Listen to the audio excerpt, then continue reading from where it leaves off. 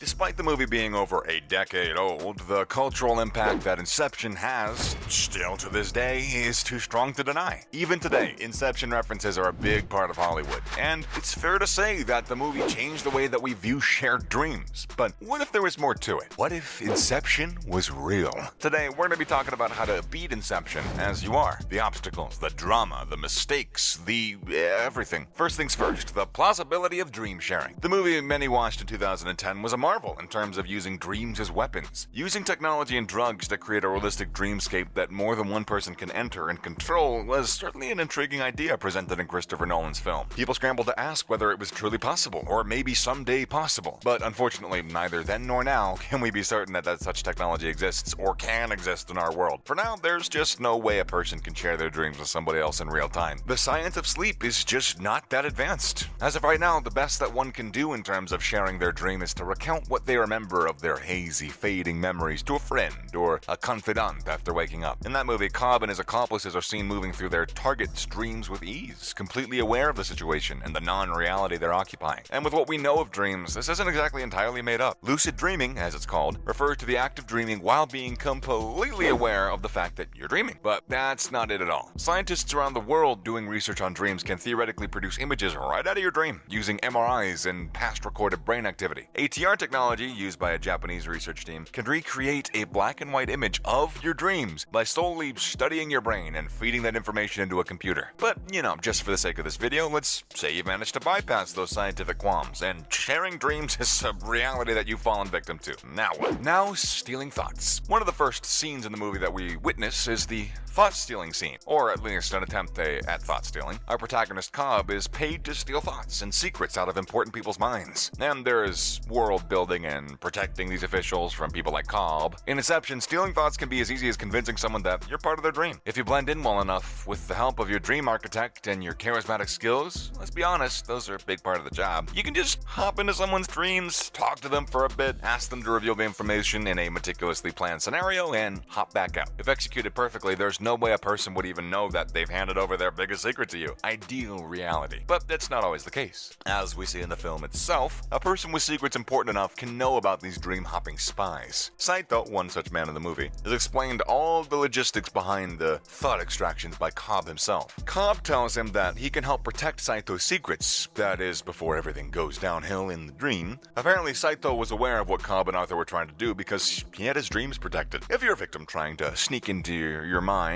or someone else is trying to sneak into your mind rather, and you are a victim of that, stealing very important secrets from you, this person, then there are a few things that you can do to protect yourselves from them. Next, projections. Dream projections are the projection of people that the victim, in this case you, make a part of your dream. These projections are all a part of you. So if the extractor wants to get information, they can talk to one of these projections. And that way, they can seem to be a drag and extremely unhelpful. But they're your primary defense. This movie explains that projections are like white blood cells for your body. If you weren't a biology fan back in the day, white blood cells are your body's primary defense against foreign objects and bacteria and germs. When they recognize a particle in your body that doesn't belong there, they engulf it and suffocate it to death. Similarly, if these projections realize that you don't belong in the dream, they can become hostile and eventually would try taking the extractor out. This can, however, be prevented if your dream attacker ensures not a lot is unnecessarily changed while their subject is present. Also, killing these projections doesn't exactly harm either the extractor or the subject, which is why you can, as a subject, run into the risk of watching the extractor ruthlessly murder all of your projections. This might not be against extractor protocol, but it's definitely ethically questionable. More security? For some who have secrets worth protecting for the sake of a greater good,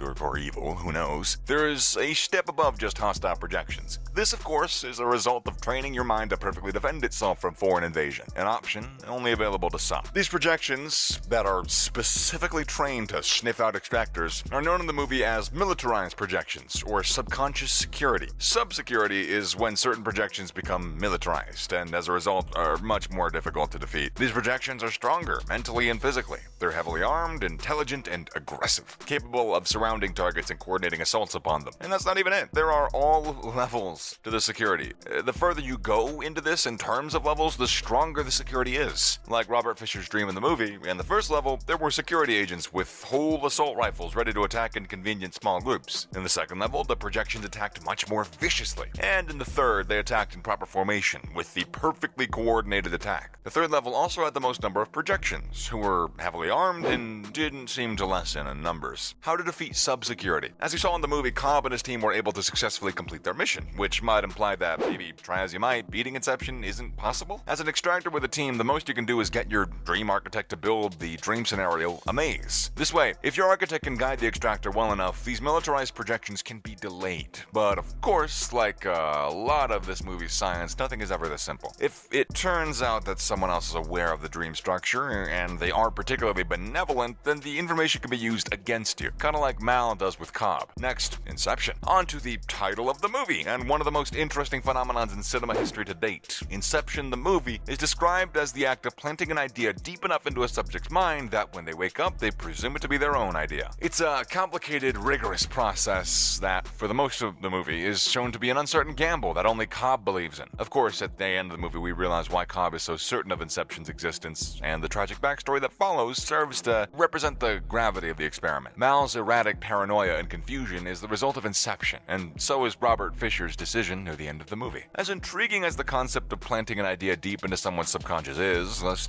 talk about the true merits of it. Regardless of its possibility, it serves to be more of a weapon than a tool. That kind of power in the hands of somebody serves to be a recipe for disaster. And if Inception is indeed inevitable and unbeatable, as we see in this movie, even with militarized projection and top-tier security details, there's not much further this concept can be explored. Now, the true end for the movie. And there's always a risk that if you go deep enough into someone's subconscious, you'll lose sight of what's real and what isn't. Getting stuck in a limbo is how the movie describes it. How can you, as an extractor, prevent getting stuck in a limbo? Well, the movie kind of gives an explanation for how to avoid that. Carrying an object on you that only you know the exact properties of are going to help you differentiate a dream from reality. For Cobb, that was his spinning top. For Arthur, it was a precisely shaped cube. But what if all else fails? Because as we see in the movie, Mal's Inception is proof that knowing the difference between reality and subconscious can become much more complex with the addition of Inception. And the end of the movie is highly debated upon. The movie's screen fading to black right before we see the top potentially falling, and it keeps the audience on the edge of their seats. There have been multiple video essays, dissections of the scene, and articles written by professionals on their opinions about the movie's contradictory end. But at the end of the day, they're just opinions. And that's it for the video. Do you think you could beat Inception? Let us know in the comment section below. If you enjoyed watching the video, be sure to leave a like and share the video. Subscribe to the channel and turn on notifications by pressing that bell icon to get notified every time we post a new video. And I'll see you next time.